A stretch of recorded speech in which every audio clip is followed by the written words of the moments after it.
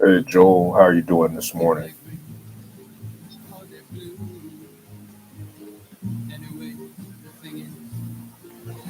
Well, I'm not sure where you live, Joel. It might be the afternoon where you're at.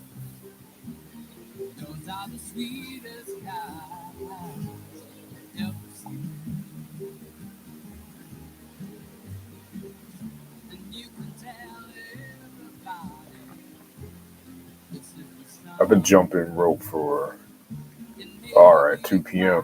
in the UK. That's right. Yeah, I've been jumping rope since 2018. About the first time I jumped rope was probably in elementary school, like most people.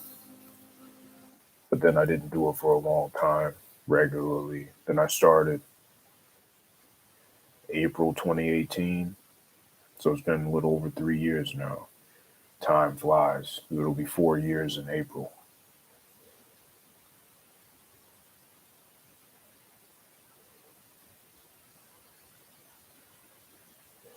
Yeah.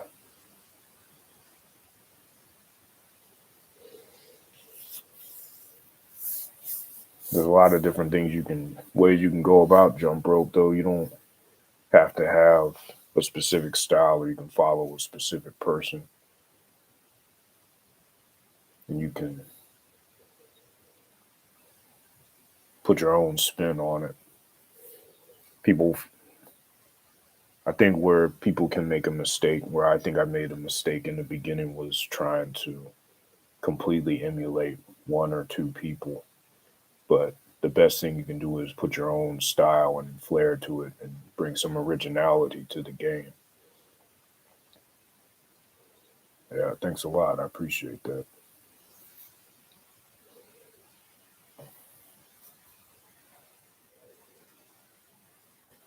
Got a lot more work to do.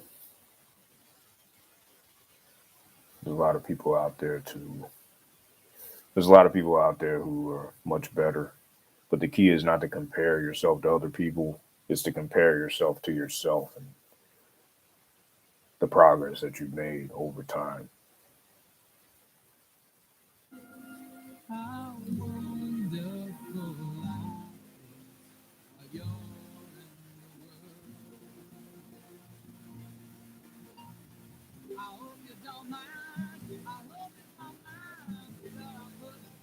Yeah, I might have put this thing too early for some people on the weekends.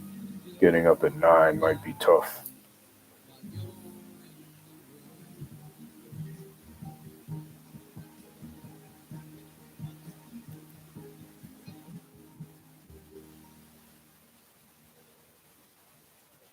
I think I had a question that someone sent me on Instagram. There's a lot to manage in life right now. Chase Secure Banking is right there with you to help. So I'll answer, I think it was 3 questions. Plus, it helps you spend only what you have. Let me log into Instagram here And want to get ahead of and see what the question was.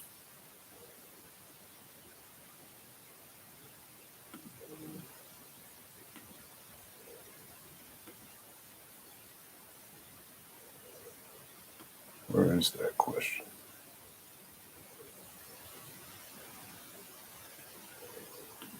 Hmm.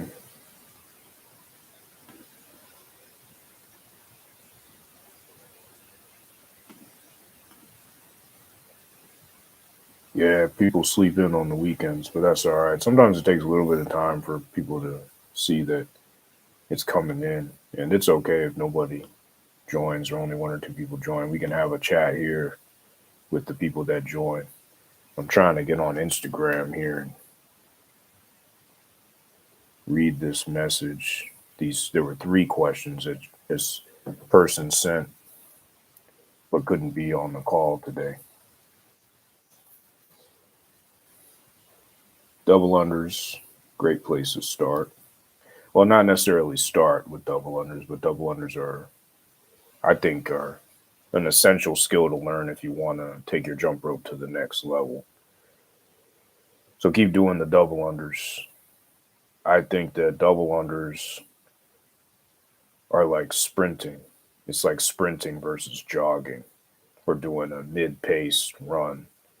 when you do a 4 or 5 minute jump rope single under session, you do it at a decent pace. Your heart rate gets up to the point that you would get with a regular jog. But when you do your double unders, normally my heart rate gets up there pretty high, similar to what I'd be doing if I did a sprint.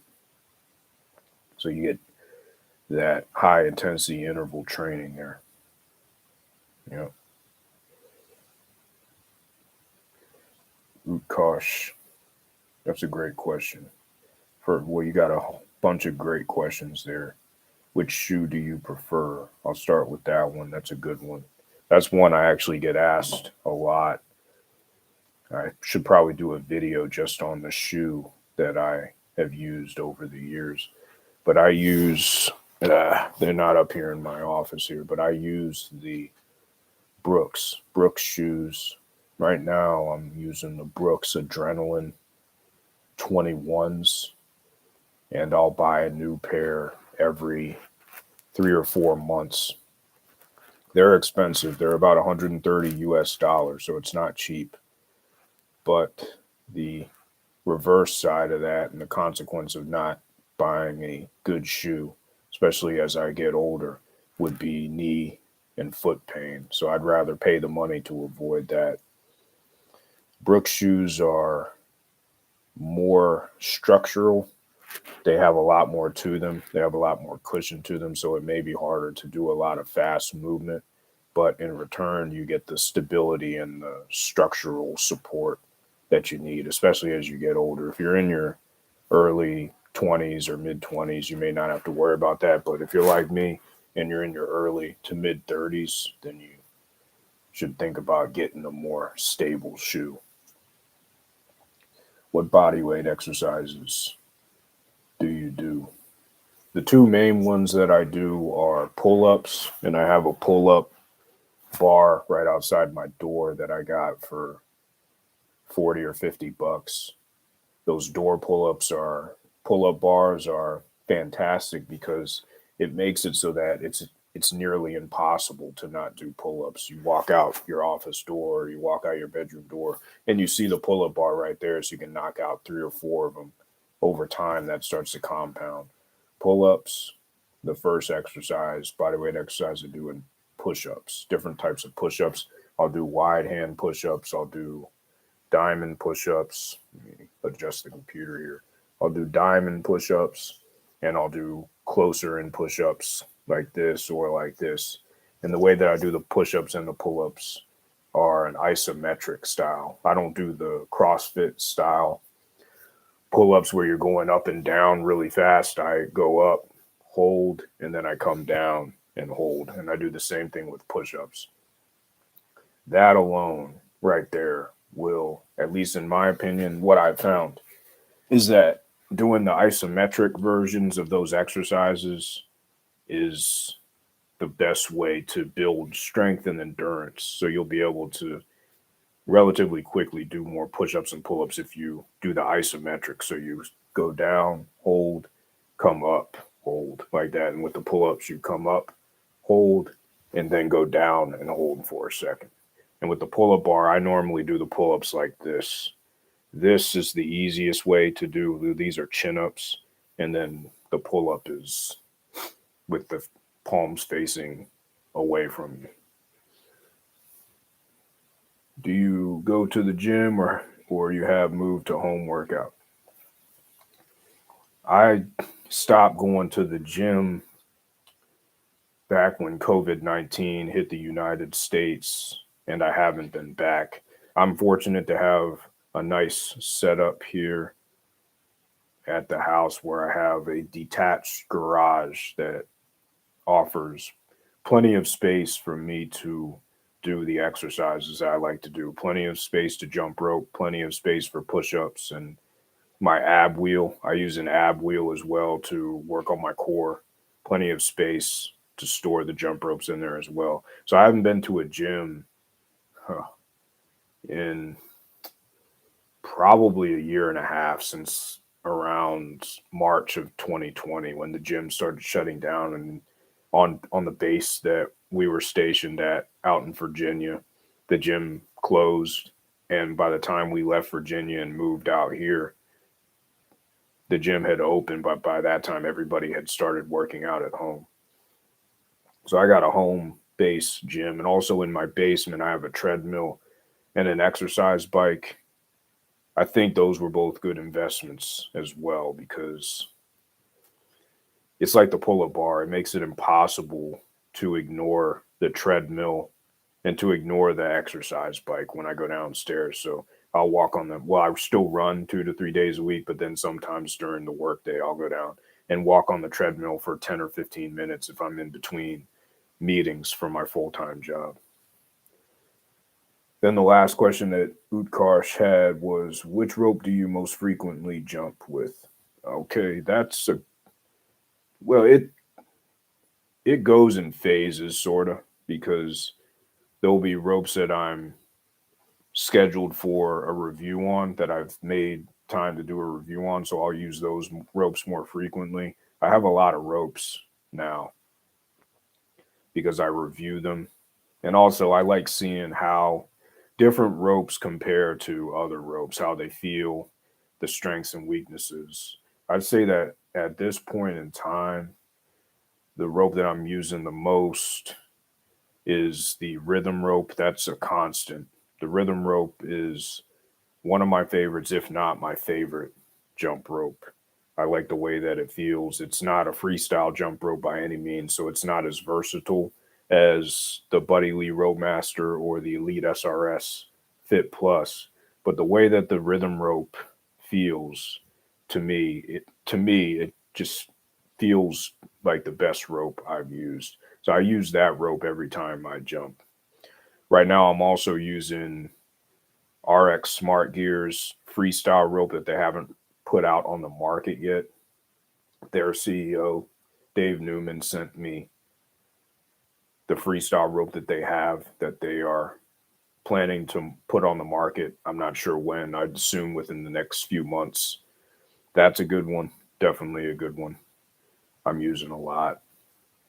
And then the staples, the Elite SRS Pro Freestyle slash Fit Plus, they just changed the name. That's one that I use quite often as well to keep my freestyle skills from degrading anymore because those other ropes that I mentioned, they don't have the ability to do the same things that that long handle 4 millimeter rope does.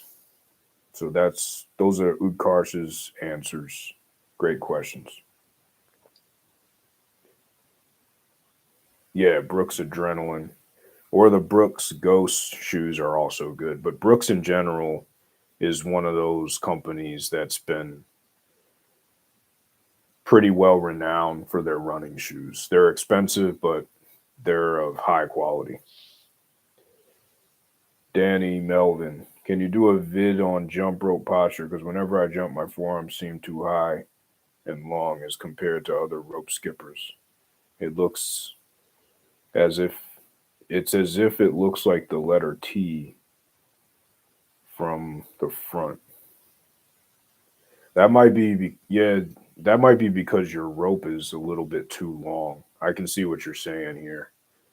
But your posture should be I can do a video on it. Yeah, that's no problem. But the posture, I struggle with this as well, especially jumping backwards. I tend to hunch over when I jump backwards, which is not the way to do it. You want to be straight up. Like I'm slouching right now in my chair. So you want to do the exact opposite. I mean, you want to have your chest forward. You want to be relaxed.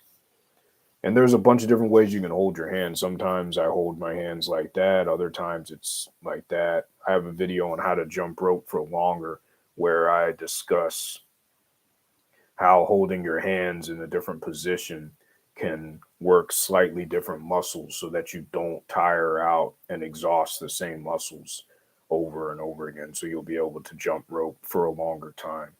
But generally, you want to have your back straight. You definitely don't want to be crunched over unless you're one of those professional competitive rope skippers who use the short rope for speed. They hunch over. There's a reason behind that. It's to make their body smaller so that they can get over the rope more quickly. But if you're like a letter T like that, you probably can't see because my screen isn't big enough. that likely means that, well, it could mean that your rope could be too long and you're compensating for that.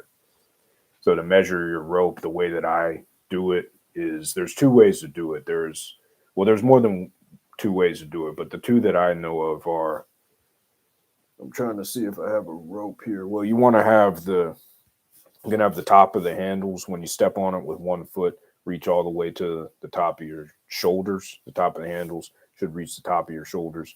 Or the other way is to step on the rope with one foot, bend the handle down, and to have the top of where the rope meets the handle come to the middle of your sternum. That's the RX Smart Gear way of doing it. And then the one that I said earlier was the Buddy Lee method, or that's the method that I saw Buddy Lee do, and that's what I've been using to measure my rope. All right. Great question. Leonardo, thank you for supporting. I'm doing quite well. How about yourself? Tim S., how long did you stay on the basic jump? I'm assuming that means the basic jump.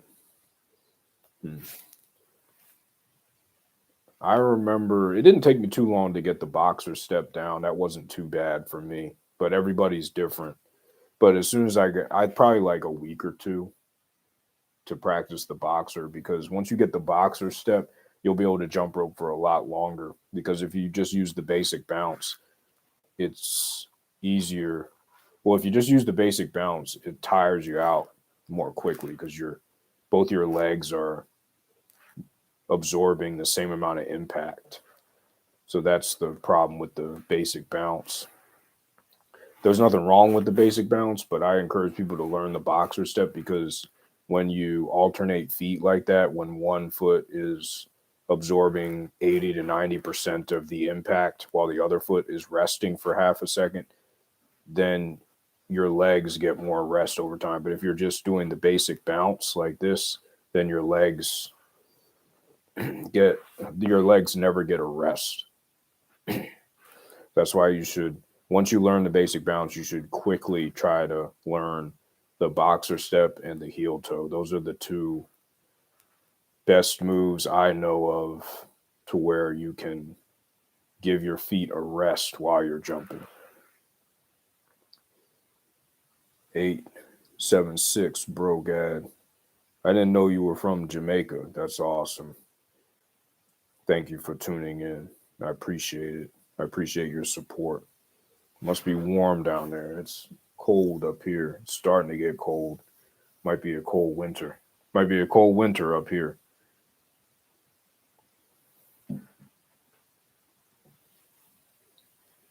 Let me see if I can find these questions that were emailed over to me.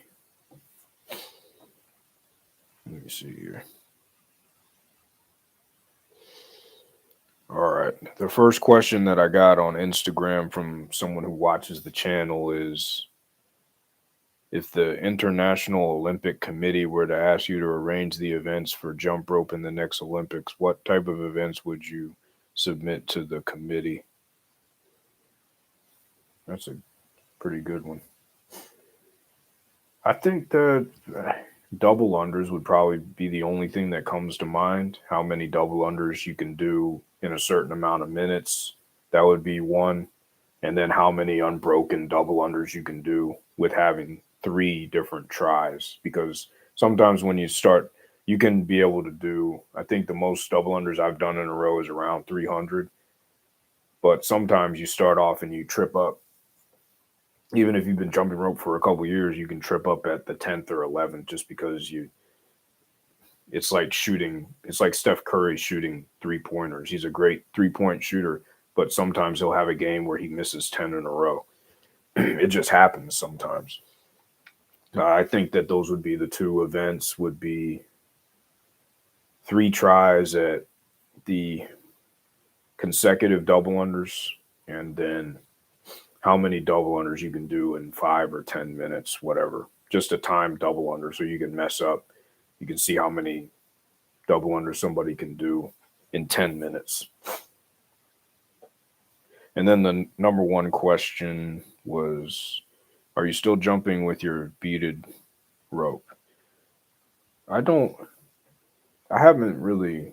There's one beaded rope that I was using for a while. It's one of the Buddy Lee's beaded rope. I still use it sometimes, but for me, and maybe it's because I don't know how to use it, because there's plenty of competitive jump ropers have been using beaded ropes for a long time. So I can't go out there, watch them do their magic with it, and then say that beaded ropes aren't very good. For me, I don't. Maybe it's because I don't know how to use it. Well, it's probably because I don't know how to use it. I don't really enjoy beaded ropes at this time. So I don't normally jump with that one anymore. I either like the cable or the PVC, mostly cable these days. But yeah, mostly cable these days. But that's just me. Remember that jump rope is, and physical fitness is an individual endeavor. So the most important thing is that you do it. And then the next most important thing is that you find what works for you. So for me, I don't prefer beaded ropes at this time, but maybe that'll change in the future when I figure out, if I take the time to figure out how to use them. Maybe it won't. But remember, like I said a couple seconds ago, physical fitness is about first getting it done, because the best workout is the one that you actually accomplish, whether you're struggling through it and you're having a hard time through it or you ease through it. The best workout is the one that you actually do, not the one you think about. And then the second is finding something that works for you where you can do it on a consistent basis. So if that means using a beaded rope, use the beaded rope. Don't let my opinion discourage you from using a beaded rope if that's what you like. Mr. Elio, thanks a lot. I appreciate the support.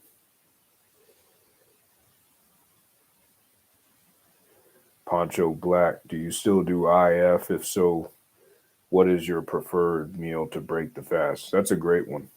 Well, all the questions have been great, but that's a good one right there. It's a great one right there. Yeah, I still do intermittent fasting. It's less structured than it used to be, but it still is every day. I can't think of the last time where I went less than 16 hours without eating a meal. So at this point, after 3 years of doing, almost 4 years of doing intermittent fasting, it's become hard coded into my body, into my physiology at this point. So what I'll do with intermittent fasting is I will either go, and there's sometimes where I did a 48-hour fast about a month ago, which was cool. I've done two or three 36-hour fasts, but normally those will only be once every 2 or 3 months. But normally I'll do anywhere between 16 and 20 hours. As long as I fall between 16 or 20 hours, the longer the better. Toward the 20-hour mark, that's what I try to go for. And then the preferred meal will be, for me, either macadamia nuts, or there's a bunch of them. There's macadamia nuts, there is mixed nuts, so you can buy them from Target or whatever grocery stores in your neighborhood. If you're overseas, whatever grocery store chain you have overseas. Cashews, almonds, walnuts, pecans, anything that has very minimal amount of carbohydrates and healthy fat. And when I say healthy fat, I mean either monounsaturated fat or saturated fat. Some people will disagree and say that saturated fat is bad for you. There's a lot of studies out there that are starting to indicate that that's not the case anymore. But those are emerging studies. So anything, so cheese is high in saturated fat, but it has no carbohydrates. That's one that I like to break fast with. The types of cheese that I like: Gouda cheese. I like Gouda cheese. I like Havarti cheese. Those are probably my two favorites. And then Colby Jack cheese I also like. I like cheddar cheese and the regulars, but those are my two favorites is Gouda and Havarti. And I think those are from Europe. I believe Havarti is from Denmark, and then Gouda I think is from the Netherlands. I don't know if I'm correct on that. I think that's correct. Some other ones, eggs, either eggs or egg whites are a good one. So having egg and cheese omelet, something like that, along with some macadamia nuts. But I would say macadamia nuts is probably my number one. Macadamia nuts have the highest fat content and the lowest carbohydrate content. There are virtually no carbohydrates in macadamia nuts. The reason why you want to break the fast with foods low in carbohydrates is because you've been not eating for a long time. So what that ends up doing, so your blood sugar is subject to violent spikes if you break a fast with a piece of white bread or candy. Anything with a lot of simple carbohydrates, even something like a potato with a lot of fiber but a lot of carbohydrates, is not the best thing to break the fast with.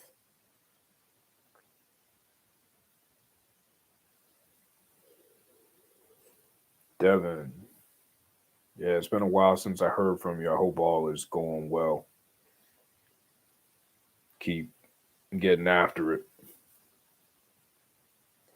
What's your thoughts on weighted ropes? Any potential harm to shoulder? I owned one when I was in my 20s, but now I'm 35. I'm concerned about long term injuries. Well, yeah, it's a good question. I think that if you had injuries, well, you got to look at weighted ropes the same way you would look at lifting weights or using a dumbbell, in my opinion. If you've had injuries in the past that you can link and correlate to weightlifting, so maybe you tore a rotator cuff while you were doing a shoulder press or a bench press, then you may want to stay away. But if you don't have any injuries associated with lifting weights, then I don't think that using a heavy rope is going to have a problem with that. Yeah, just warm up is a good way to do it. But also limiting the amount of time that you use the heavy weights as well, the heavy ropes, excuse me, as well. You can only jump with the heavy rope for 30 seconds to a minute, and that shouldn't be a problem for you. Your body likes stress to a certain point. You can compare it to either a river, which has healthy water because it's always moving, or a stagnant lake that starts to become overgrown with all sorts of bacteria because it's not moving. So a certain amount of movement is essential for your body, and that can include weightlifting as well. So I would say just monitor it, but I don't think you have anything to worry about as far as weighted ropes go. I'm around the same age as you, and I still use them, and I have no issues at all.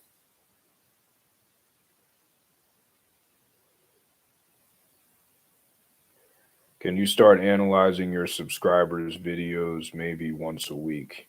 Yeah, I think what you mean there, that's a good question, Tim. I want to make sure I understand it correctly. So I think that what you're talking about is people who are subscribed to the channel will send me videos and then I can look at the form and put it out as a YouTube video. If that's what you mean, then yeah, I can do that. I think my email address is on the channel. A lot of people do email me, so I think everyone has my email address. But also, I'm on Instagram as well. If you don't follow me on Instagram, it's the same handle, Jump Rope Veteran. You can send me your videos on Instagram too. So yeah, that'd be a cool idea if people are open to it. I've gotten some criticism in the past for analyzing people's jump rope form and all that. Most of the feedback from that kind of stuff has been good, but there's been some criticism in the past. But if people are cool with that and they don't mind getting honest feedback on a public forum like YouTube, then yeah, absolutely. Send the videos my way and I'll find a way to work them into the upload schedule. Great question.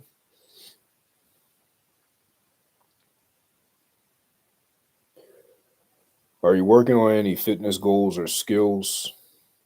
That's another good question there. These are all great questions. The planche, handstand. Nah, I haven't worked on the planche at all. I do sometimes with the planche, I do the beginner version of it where I'm actually not in the air, but I do the hold, the planche hold.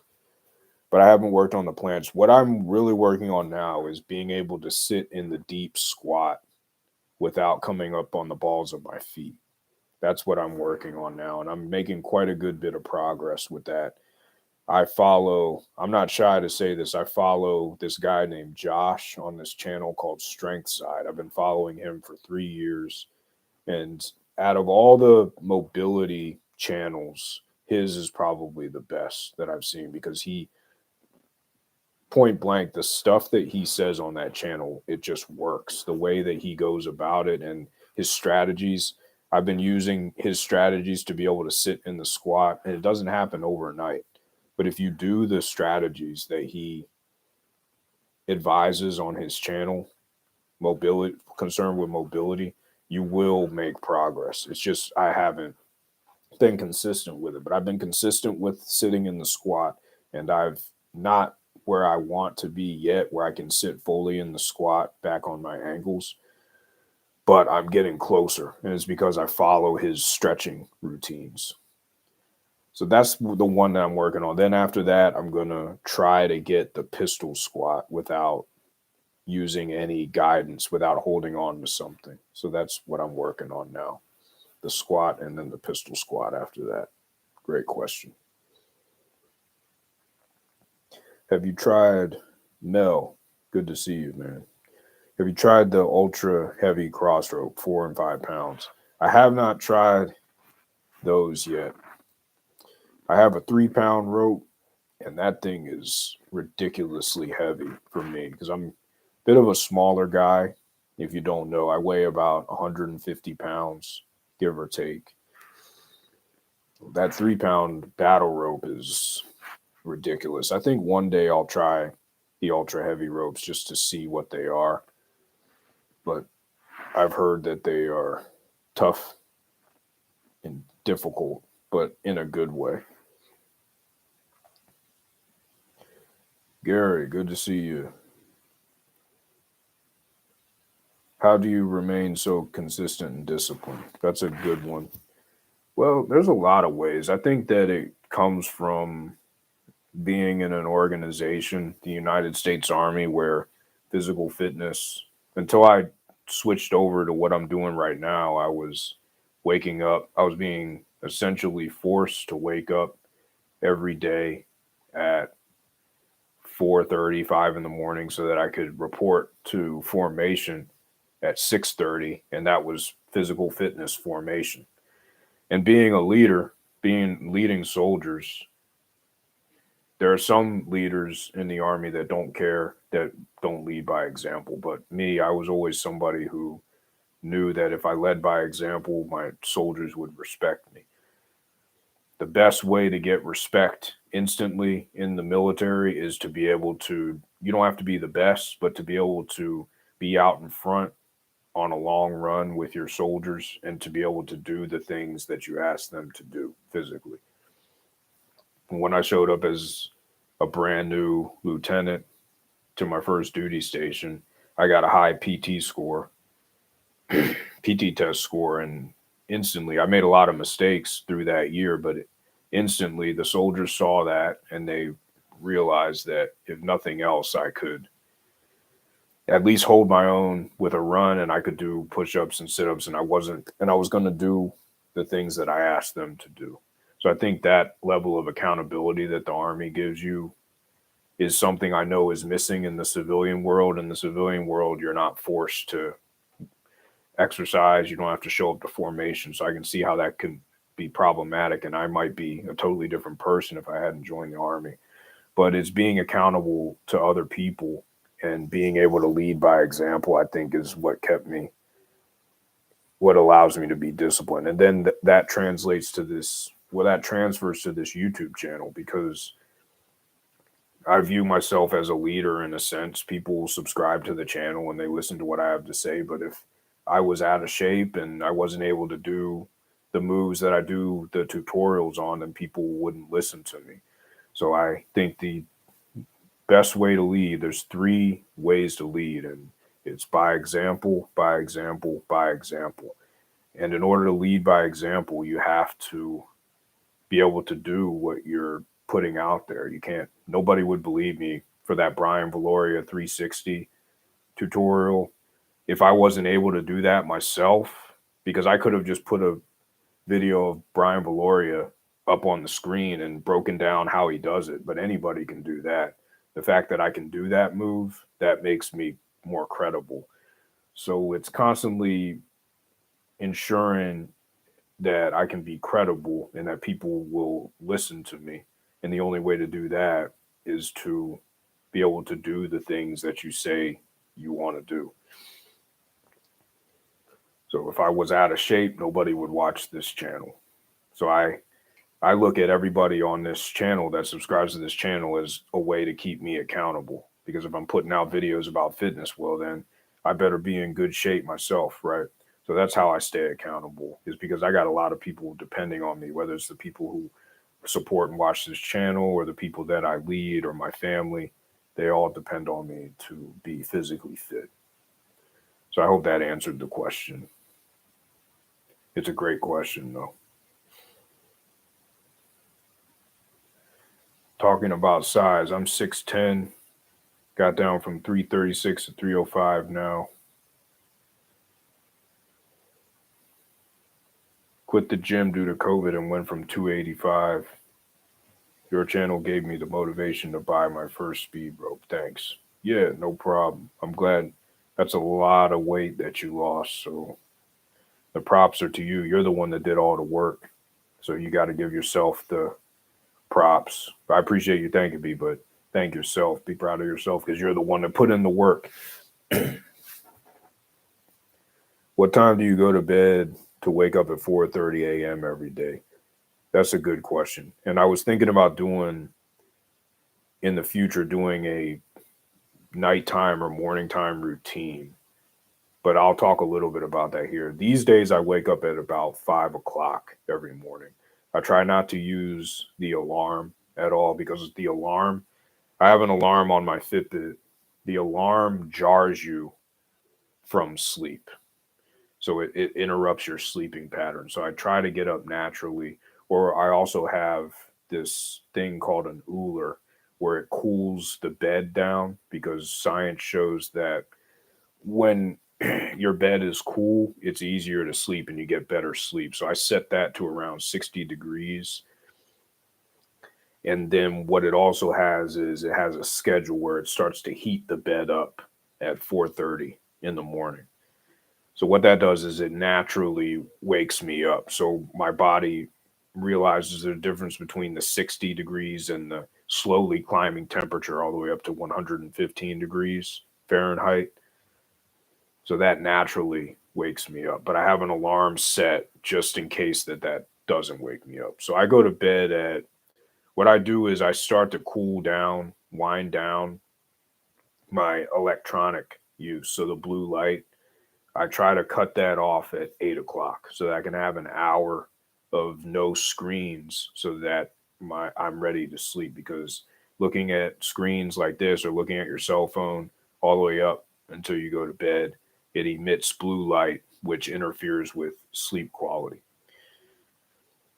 What I'll do is at 8 o'clock, I'll go up and I'll read. So I normally read fiction books for about an hour. Right now I'm reading The Rainmaker by John Grisham.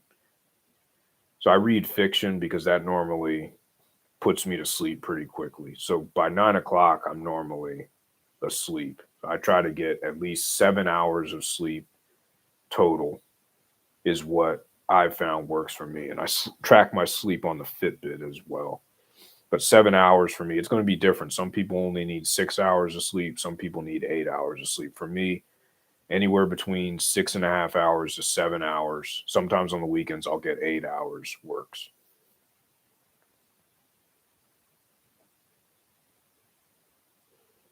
Yeah. Thanks for the question, Gary. I appreciate your support. Yeah, using the sunrise is another great way to wake up in the morning. Some people have those alarm clocks that mimic the sunrise too, but using an alarm, if you got to wake up and the alarm is the only way that you can wake up, then by all means use the alarm. But it's not the best way to wake up because, like I was saying earlier, it shocks you out of your sleep.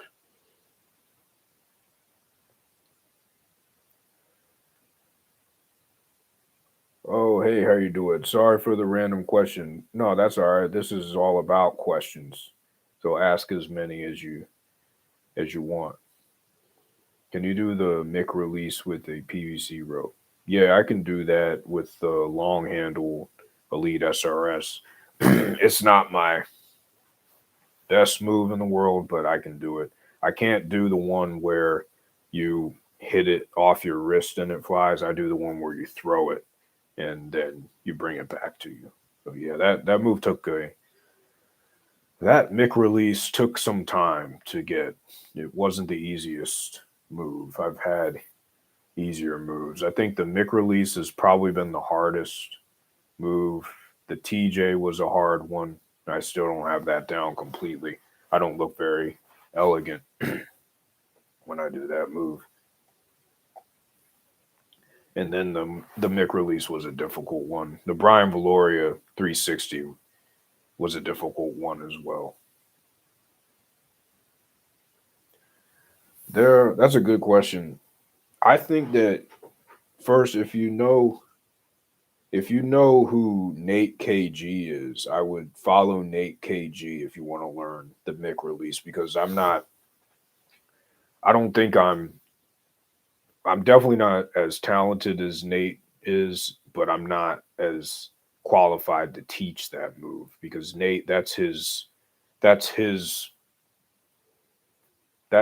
area, uh, those complicated freestyle tricks, and he is an excellent teacher at those. So if you don't know, I'll type it in the chat. He has a YouTube channel and he also has an Instagram channel. He mostly posts on Instagram, but he has a mic release tutorial on YouTube. I'd recommend following him. He's a great guy. He's been on this podcast as well. He's been on the Jump Rope Veteran podcast as well. If you want to listen, I can't remember which episode it was, but he was on the podcast months ago. But for me, I like to use that long handle PVC 4 millimeter. That's what I learned it on because it's light enough and it's easy to maneuver around.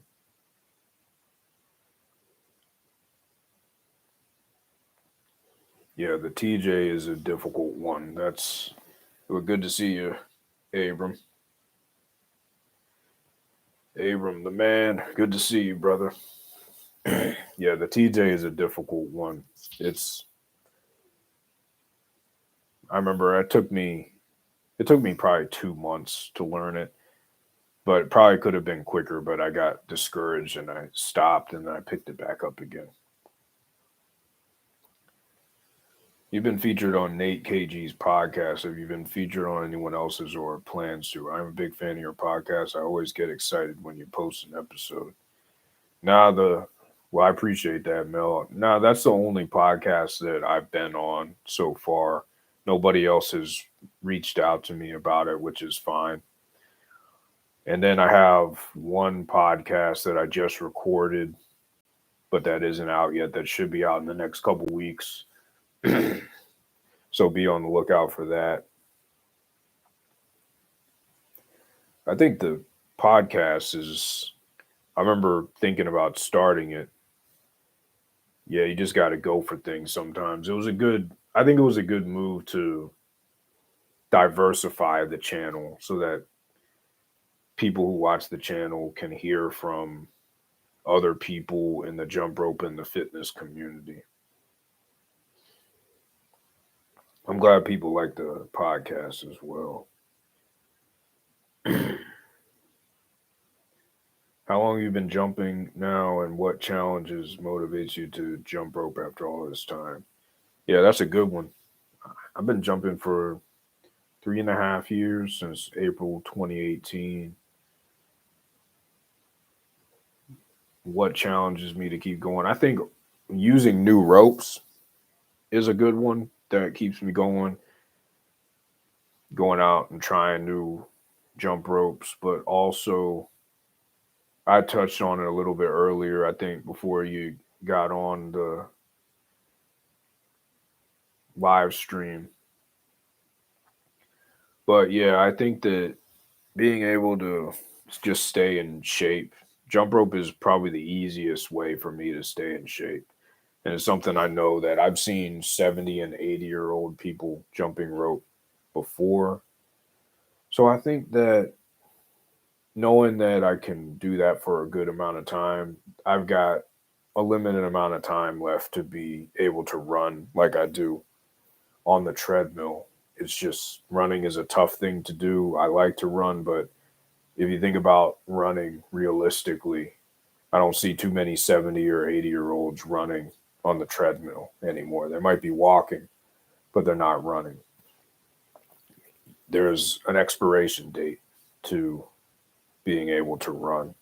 But yeah, jump rope, I think having the channel definitely keeps me motivated, because I know that at this point, maybe back when I first started, when nobody watched the channel, it might have been easy to stop. But excuse me, at this point, a lot of people watch the channel and they get they get information from the channel, so that keeps me going as well. So the channel has taken on a life of its own. It's something that, unless I post videos of jump rope related content, which I like doing, but unless I post videos, it's gonna it'll end up dying out. So I got to keep posting videos, which is fine by me because I enjoy doing it. So that keeps me going too. The channel is the biggest thing. Being accountable to everybody who follows the channel is a big factor in continuing. And it's a positive feedback loop because it keeps me in shape too. Posting videos, I got to be in shape or else nobody will listen to me. Nobody would watch the channel if I was out of shape and I wasn't a decent rope jumper. So the channel definitely keeps me inspired to keep going. Lots of sources of inspiration I draw from. Thank you for the 10. I really appreciate that.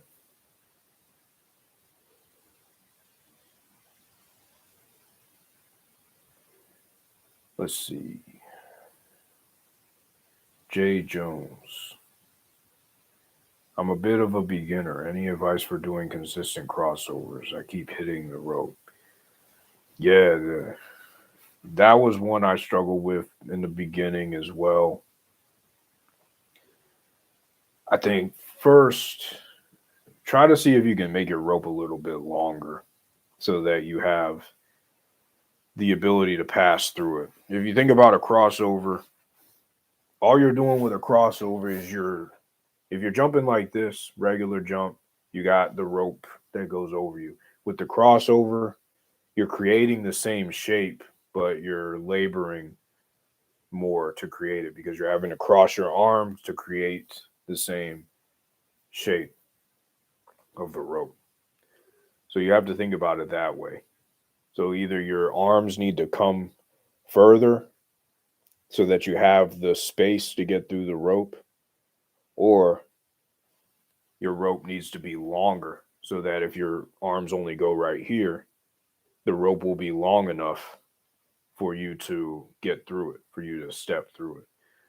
So if you measure your rope and you use the buddy lead technique where the tops of the handles come up to your shoulders, if you step on it with one foot, maybe lengthen your rope a little bit to where the handles come up to here. Then once you get the move, try shortening the rope. That would be my advice. Also, I wouldn't start trying to do the running cross I would start by doing a basic bounce and a cross and consecutive crosses. I have a couple tutorials on the channel.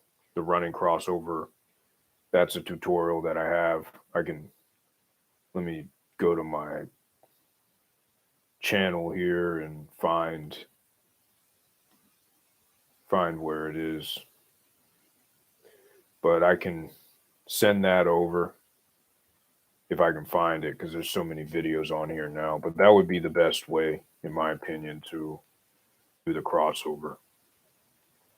Also, I think when you're doing a crossover, you should probably stay away. If you can't do it if you're trying to do it and you're using a cable rope, I would stay away from the cable and use a PVC rope because it's more flexible. You want to make it easier on yourself in the beginning and then graduate to more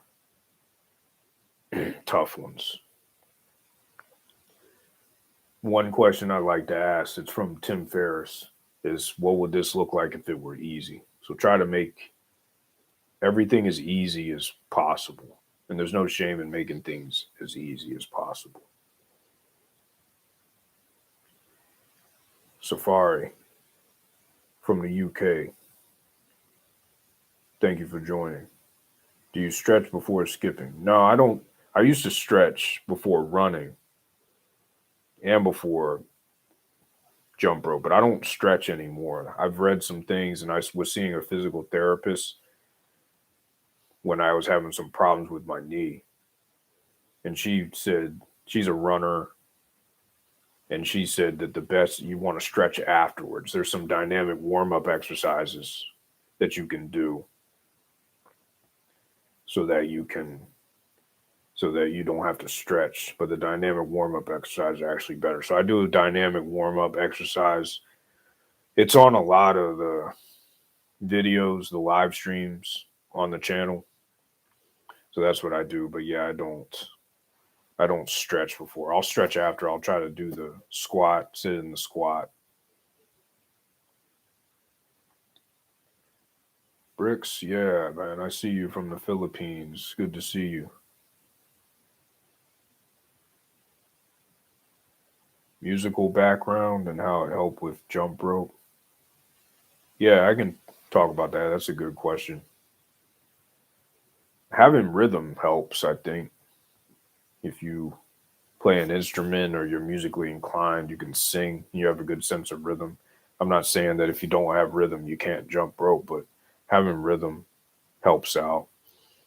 Being able to have rhythm, it helps with timing because jump rope is largely dependent, clearing the rope is largely dependent on timing, being able to time your jump. I think that for me, I listen to the sound of the rope hitting the ground and then I know when to jump, but it's become second nature to me. But I listen to the sound of the rope. So that relates to the musical background. Is a good question. Yeah, and that's good advice on crossing. Yeah, everybody's different. Everyone's different. I struggled with the running portion a little bit more. Once I was able to do the crossover consecutively with the basic bounce, then I was able to put it over. But what Bricks is saying highlights the point that everybody is different. So you got to find what works well for you. Go out on YouTube, watch videos, and then figure out what the best approach is for you and then take action.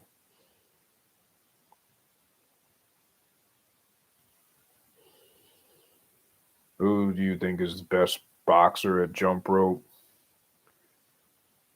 That's a good question. Brian Valoria is probably the best. He comes to mind. The stuff he can do is pretty amazing. He's good because he's so fast. It's hard to understand what he's doing. So he is good. Who else? Floyd Mayweather obviously is good. He's got the running crossover and the double under crossover. Those are his trademark moves. Who else? Floyd Mayweather. I think Brian Valoria is the best I've seen, though. Floyd Mayweather is a close second. I'm trying to think of who else was good. Mike Tyson was really good when he was boxing. He had the squat jump. That was his. And also Roberto Duran. Roberto Duran was pretty underrated as a rope jumper. If you haven't seen any videos of Roberto Duran jumping rope back when he was in his prime, he was good too. Very smooth with the rope. So I'd say Brian Valori is number one though, and then after him, I'd probably put Roberto Duran, Mike Tyson, then Floyd Mayweather.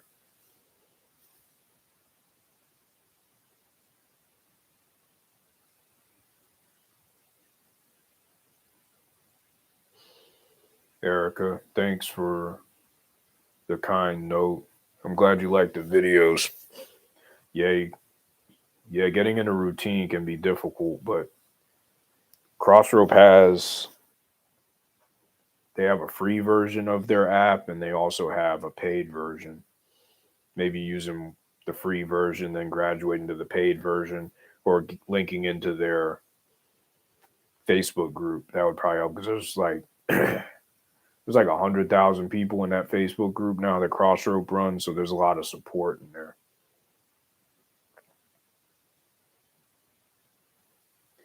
Yeah, you're welcome.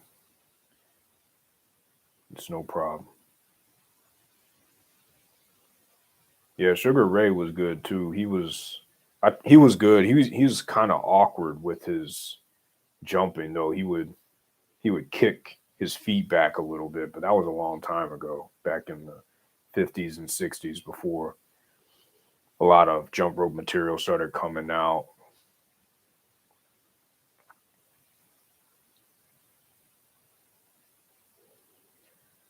You used to be slightly overweight, now you're really in shape. Can you achieve it with jump rope, or do you need to combine it with regular weight training? Yeah, you can achieve it with jump rope. I don't think you need to have weight training, but what really has to change for most people is the diet. The diet has to change, and it's going to be different for everybody, but the things that normally work with losing weight from a nutrition standpoint is first cutting out the sugar or drastically reducing sugar. The second thing is drastically reducing refined carbohydrates. And then the third thing, a lot of people are still suspect of intermittent fasting, and it might not work for some, might work for others. It worked for me, is not feeling like you need to be eating every 2 or 3 hours. It's okay for your body to go 16, 20, 24 hours without food. I think that that's something that in most first world countries people don't want to accept because there's such an abundance of food. You can walk down the street. You can do a 5 minute walk down the street. You can go get a burger from McDonald's, or you can get a milkshake from the gas station just because you feel like you're hungry. And I was in that. I'm not even saying you, just because we feel like we're hungry. It's okay unless you have a medical condition like diabetes or low or high blood sugar, or you have a metabolic condition that requires you to eat at certain intervals. It's all right to go for a long time without eating. It's okay to skip breakfast and to just eat 1 or 2 meals a day.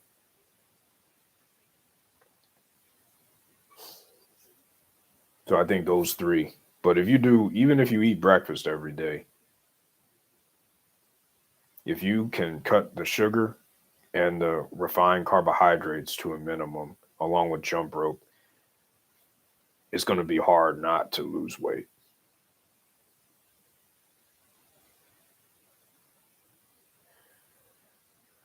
Yeah. Abraham, thanks a lot for the congratulatory message. Hopefully, you're still using the rhythm rope that you got in the giveaway. Brooklyn 0484. Are you still doing the intermittent fasting? Yeah, I still do it. I've been doing it for 3 years now. I don't have I don't have any plans on stopping at this point because it works out well, and it's become a habit after all this time. But yeah, that's a good question. I was talking a lot about it earlier, but I think more so than jump rope or any sort of physical lifestyle change or physical fitness lifestyle change, the fasting has been the number one factor in losing and maintaining the weight that I'm at right now.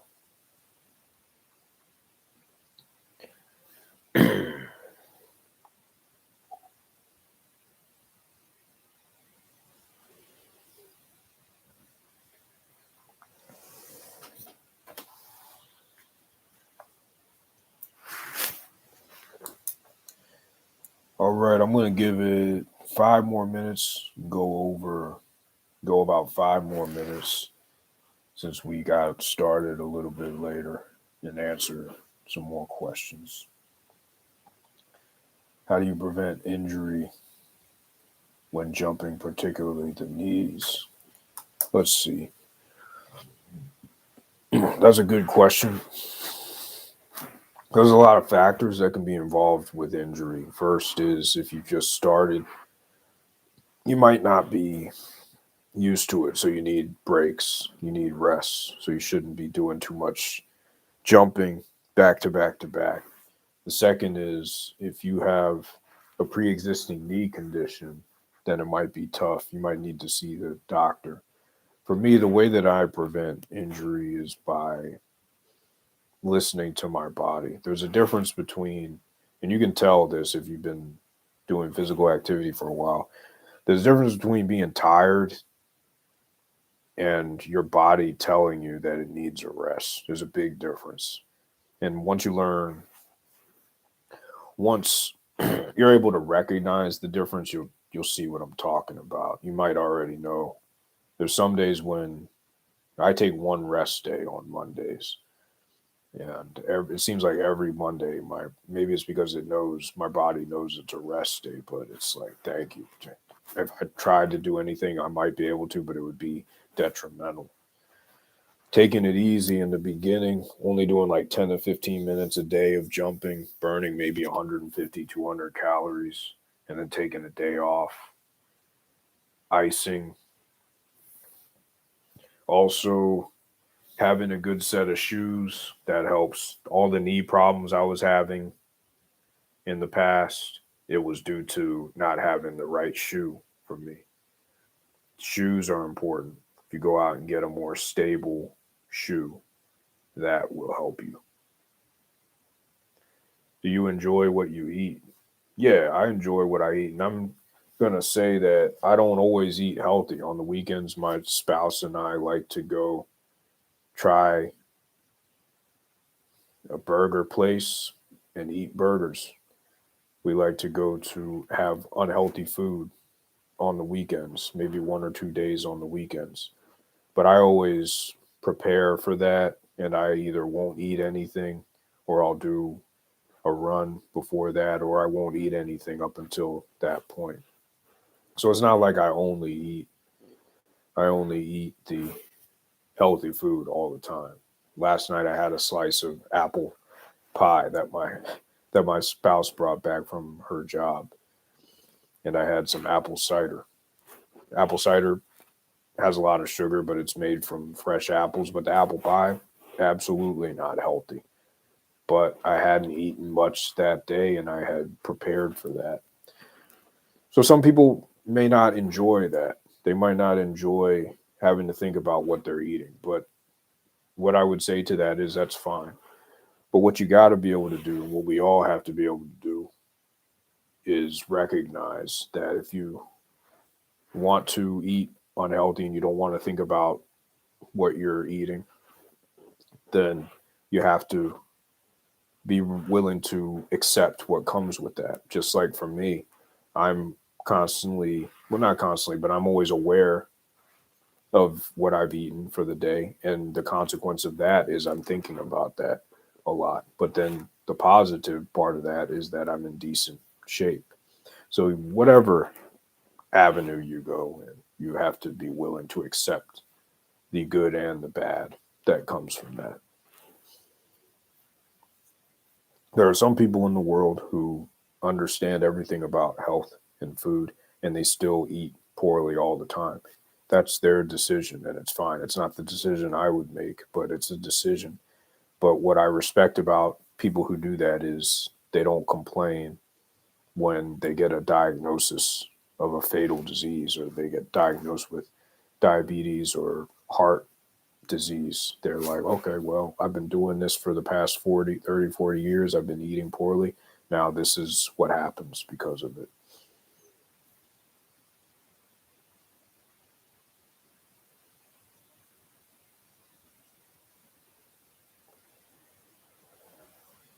Started jumping toward during the pandemic, but going through ropes, even cross ropes. That's wild because normally those ropes last a pretty long time. Hopefully, your those ropes are lasting. I know they have a lifetime warranty on the handles.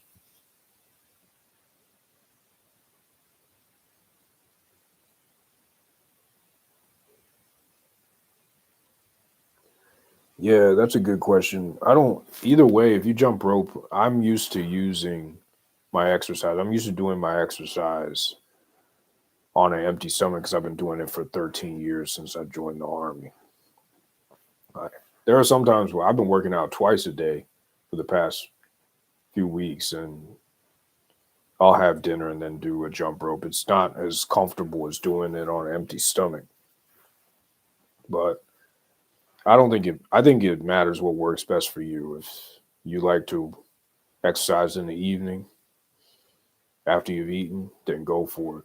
If you like to exercise in the morning or in the mid morning before you've had anything to eat, then do that. For me, I feel lighter if I end up exercising in the morning before I've eaten anything.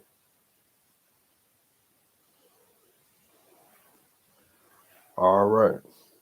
That's all the time that I got for today. I'll type some ways you can follow me if you'd like in the chat. Instagram. This is my Instagram handle. And then this is my website. If you haven't checked out my website, I'm also on Facebook at Jump Rope Veteran. And then if you haven't subscribed, I'd appreciate it. If you subscribe, that would be wonderful. Help the channel continue to grow. And then if you could share the channel with your family and your friends, word of mouth is always the best way. If you've gotten a lot of positivity out of the channel, which I think people have for the most part, then consider sharing it with someone else you think would benefit from this. Also, coming up, I'll be doing another giveaway for the 4,000. So I don't have any more rhythm ropes left, but I have some other ropes that I can give away. I'll be coming with some more videos about that. And then I got a lot of videos in here about doing morning, evening routine, and also people sending me videos doing form feedback, videos of people jumping, and then I can do a form feedback. So if you want to do that, you can send the videos through Instagram or through email. If you want to be featured on the channel, if you want me to do a public feedback on your jump rope form, that was an idea that someone brought up earlier in the chat. But anyway, that's all I have for today. I really appreciate the support. 4,000 subscribers is a big milestone, and the channel couldn't do it without people continuing to watch. So thank you very much for your support. It is greatly appreciated, and I do my best to be aware of how there are a lot of channels, a lot of jump rope channels, a lot of videos on YouTube, but you choose to spend your time watching the videos on this channel from time to time. So I thank you very much for that. All right. Take care, everyone. Jump rope to freedom. Peace. Thanks for your support.